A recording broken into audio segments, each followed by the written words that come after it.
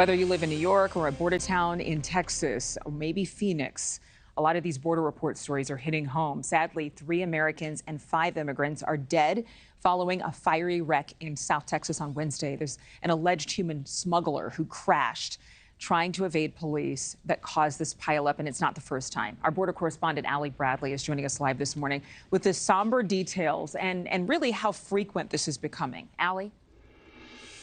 Yeah, hi, Adrienne. We're talking about innocent lives lost here at the southern border. 8 people were killed in this crash here, where these individuals, these 2 Americans were from Georgia. They were actually traveling down to visit one of their children when this crash happened, this violent head-on incident here. And law enforcement in Zavala County say that this individual was trying to evade law enforcement and trying to smuggle people into the country. So here's what we know happened here yesterday morning. So Texas DPS say that a 21-year-old driver from Houston was attempting to pass a semi-truck in a no-passing zone, and that is when he smashed into Jose and Isabel Lerma's car.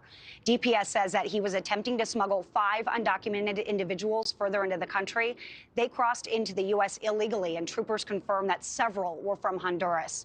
I talked with the son of the couple who was killed.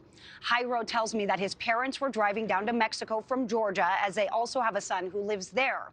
After more than 1,100 miles on the road, they were fewer than 600 miles away from Zacatecas, which is just north of Mexico City.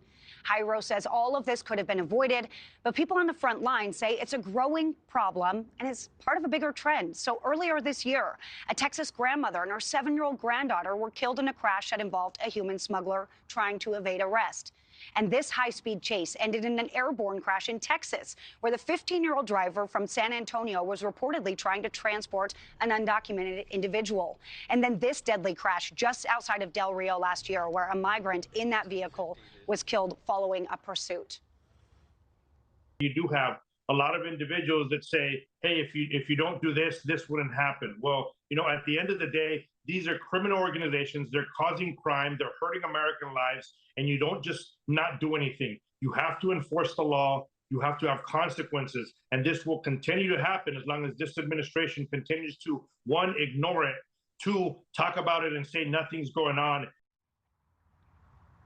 Now, when I talked with Jairo, he tells me that the family has set up a GoFundMe account, and it's to help them actually raise money, Adrienne, so that they can get their parents back over to Mexico so they can be laid to rest there as their final wishes. And of course, that's a very costly thing to do. So they're asking for funds there. There is a GoFundMe that they have. And also Texas DPS is digging into this, trying to get a little more information in this investigation. Adrienne. Thank you for watching. Go to newsnationnow.com to find NewsNation on your television provider. And don't forget to click the red subscribe button below to get more of NewsNation's fact-driven, unbiased coverage.